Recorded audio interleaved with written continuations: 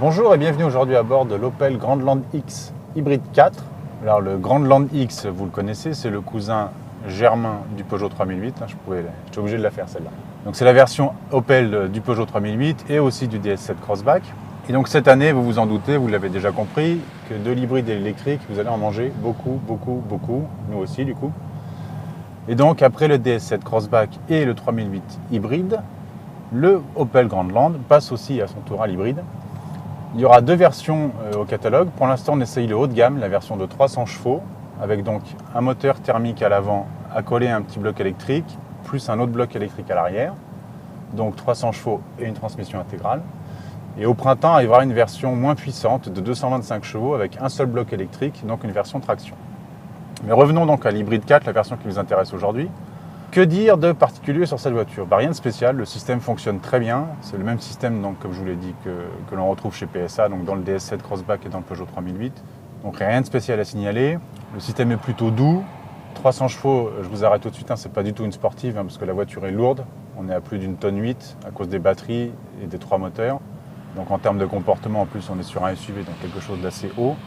Donc évidemment, c'est pas du tout une sportive. Les 300 chevaux sont plutôt là pour avoir une bonne réserve de puissance quand on veut dépasser et puis pour faire des longs trajets sans problème. Pour le reste, en confort, on est plutôt bien. L'Opel Grandland offre un bon compromis franchement entre confort et efficacité, certainement moins doux que le DS7 Crossback et moins efficace que le 3008, mais c'est la bonne synthèse des deux, je trouve. J'aime assez bien cette voiture pour ça. Côté présentation, par contre, c'est le point noir de la voiture. C'est très décevant, très honnêtement. Comparé à son cousin le 3008, on a vraiment quelque chose de classique et de très austère. On n'a pas de bloc compteur numérique même sur cette version haut de gamme. On a un petit écran tactile. On a une sellerie cuir, mais tout est noir, donc c'est une tristesse absolue. Revenons sur le système hybride spécifiquement. Donc, à cause du moteur à l'arrière et des batteries qui sont sous la banquette arrière, on perd en volume de coffre. On perd en fait le double plancher réglable. Donc, on perd tout ce qui est sous le plancher, le bac, puisque maintenant on trouve un bac, mais qui est occupé par le câble de chargement. Donc, on a un coffre de 390 décimètres cubes selon Opel. Donc c'est raisonnable, mais voilà, on perd quand même une grande partie de volume de chargement. On perd le plancher plat quand on rabat les dossiers de la banquette arrière.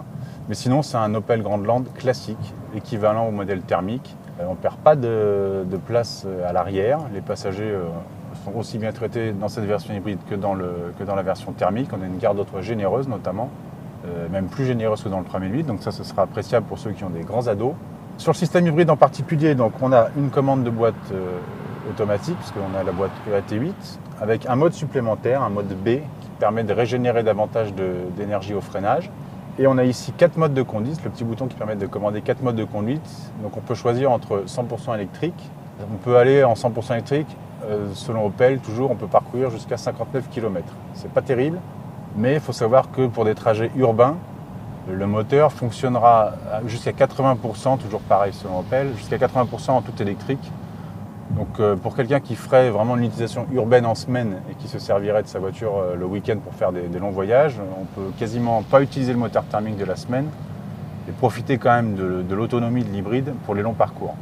Donc je vous disais un mode électrique, un mode hybride, donc comme ça le système gère entre les trois moteurs, un mode sport qui permet d'avoir les 300 chevaux et un mode 4x4 qui permet d'actionner le moteur arrière et donc d'avoir la transmission intégrale. Et chose intéressante à savoir, c'est que même si les batteries du moteur arrière sont vides, il est quand même régénéré par le moteur thermique. Donc même en batterie vide, on peut être en mode 4x4 et profiter d'une transmission intégrale.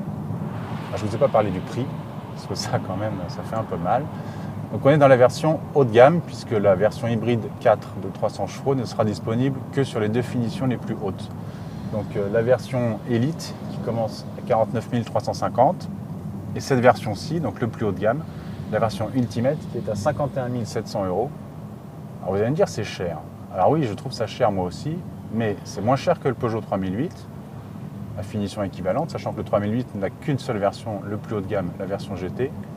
Et c'est surtout beaucoup moins cher que le DS7 Crossback. Mais bon, le DS7 Crossback vise une clientèle premium, ce qui n'est pas le cas de l'Opel. Et enfin, il faut savoir que si vous n'avez pas besoin des 300 chevaux ni de la transmission intégrale, la version 225 chevaux traction, toujours hybride, arrivera au printemps et elle s'affiche à 6 150 € de moins. Donc il y a peut-être des économies à faire, si on n'a besoin que d'une traction de 225 chevaux, ce qui est déjà une puissance raisonnable. Et puis évidemment, pas de malus sur cette voiture, puisqu'on a un taux de grammage très réduit. Donc ça fait encore un petit plus à grignoter. Voilà, à bientôt.